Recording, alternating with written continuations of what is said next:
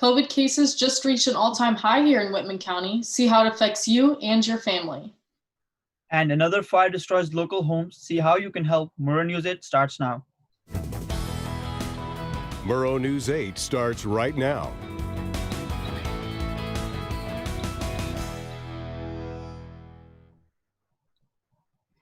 Good evening. I'm Kylie Gibson.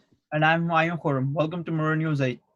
100 new cases of coronavirus were confirmed in Whitman County over the weekend and on Monday. Whitman County Public Health reports that most of the new cases are in the age groups 39 and under. 2 of the new patients are over 80 years old. There are 6 coronavirus patients from Whitman County in the hospital. In Latah County, there have been 31 new cases of coronavirus confirmed as of Friday, December 4th. This brings the total number of confirmed coronavirus cases in Latah County to 1,725. Whitman Medical Center's new COVID drive-through testing site is open now on Monday, December 7th from 8 a.m. to 4 p.m. The drive-through is located at Jackson Street across from the hospital's main campus in Moscow. The new site will offer testing for COVID, influenza A and B, and strep throat. The positivity rate for coronavirus testing at Whitman Medical Center in Moscow has been increased to 10.5%, while the positivity rate for coronavirus testing at Pullman Regional Hospital has increased to 12%. 54 tests at Pullman Regional Hospital were positive for the last 2 weeks. Hospitals around the region are starting to fill up again with COVID patients. Asher has a look at updated numbers from Idaho and Washington. Asher, what do you have for us? Thanks, Humayun. Medical experts are saying Idaho's attempt to stop coronavirus is failing as more and more hospitals are reporting they're either at capacity or close to it. So far, the state has over 100,000 confirmed cases and 1,000 deaths, which is about 4 to 5 times more than the annual number of deaths from flu and pneumonia. Washington's in a similar situation with over 185,000 cases and just under 2,500 deaths in Whitman County alone. Supplies are starting to run low as well, as masks and hand sanitizer are in higher demand as well. Pullman Regional Hospital was also at capacity last month, something worth noting. And the way things are looking, mind that 12% positivity rate you just mentioned could spike again before the end of the month. So be sure to wash your hands, wear a mask, etc., and be sure to stay safe and stay healthy out there. That's all I have. Reporting from Great Falls, Montana for Murrow News 8, I'm Asher Lind. Back to you, Kylie. Thank you, Asher. As this online semester winds down, one part of the pandemic that may have slipped people's minds is the mental health of students during this transition away from campus. Murrow News 8 reporter Alex Biviano has more on the story. I was just told to drop out. That has been the only remedy for students struggling with this fully online semester. Despite the fact that stress levels and mental health disorders are at an all-time high, curriculum and standards for students have remained largely unchanged. Shea Blevins, a junior kinesiology major, said this change has been hard on her, especially as a student who struggles with mental health disorders. Definitely helping to eliminate other stressors and acknowledge that students are going through a hard time as well, rather than expecting the best out of everybody. This is a hard time for just about every student, and resources that would help increase more counseling available through Zoom, open kind of groups for students that would allow conversational topics about how we are collectively going through all of this together, rather than just, an email every 3 months that says, hey, keep staying strong, Cougs. That's not really sufficient. This sentiment has been echoed by others as well. Mental health disorders are worsened by stress. Kelsey Hinton, a software elementary education major, said this is the hardest semester that she has ever faced.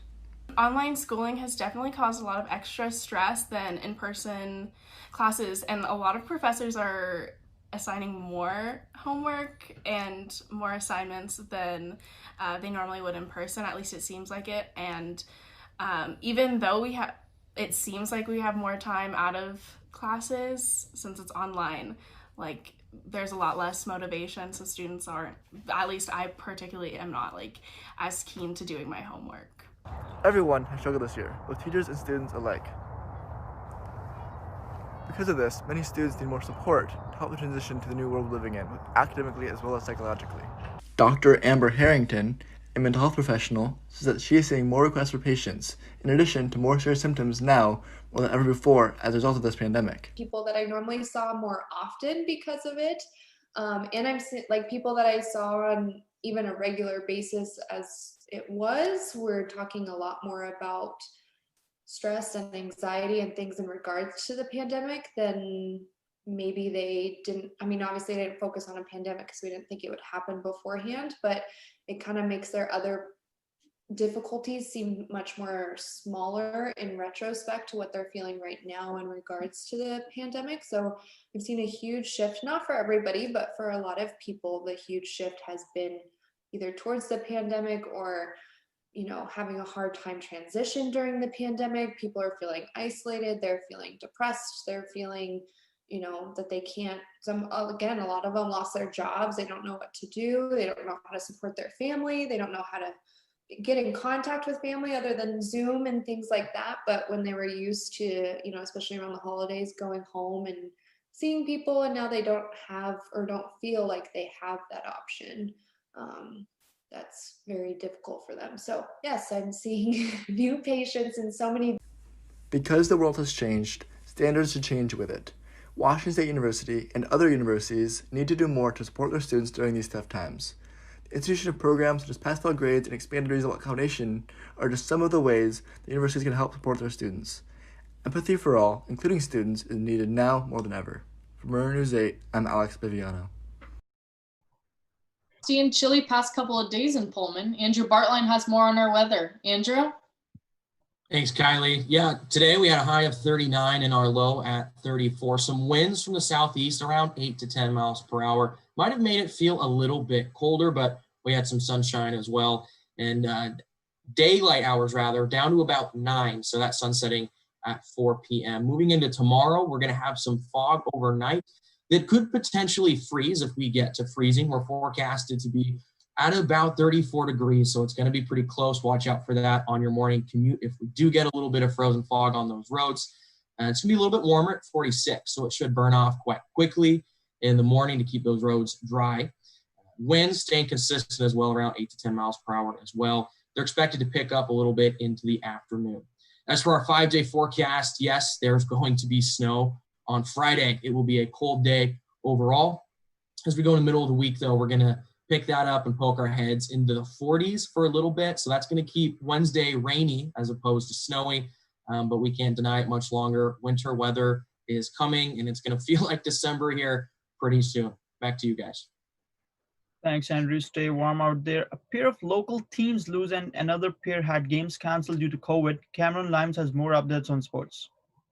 Thanks so much, HK. Appreciate that. I'm Cameron Limes with your sports. A tough game to watch yesterday as the Cougs lost to number 16 seed USC 38-13. The Cougs' first away game ended with lessons learned as the Cougs went up against the 4-0 Trojans. This was the Cougs' first game since November 14th, although Coach Rolovich did not blame the loss on being rusty. Now moving over, the Hawks also took a loss to the New York Giants. The game ended 17-12 with the Giants scoring 14 points in the third quarter and running through the defense. But let's take a look at this absolutely God-fearing stiff arm from DK Metcalf. Never get tired of watching that. Good Lord. Moving into next week, the Hawks will take on the winless Jets, and hopefully we can take home that win. A couple of canceled games coming out of the Northwest as the WSU men's basketball team will miss their upcoming game against the Vandals on Wednesday due to a player on the Vandals testing positive for COVID. Tomorrow's Gonzaga game has also been canceled due to COVID-19. Currently, the Zags will not play until December 19th, but that could change any day. That's all I have for you for sports. Back to you guys. Thanks, Cameron. A home was damaged by fire in Genesee on Friday afternoon. Volunteer firefighters responded to the small blaze on Maple Street around 4. The flames damaged the exterior siding of the home. The Latah County Sheriff's Office reports that no one was hurt and the department is still investigating the cause of fire.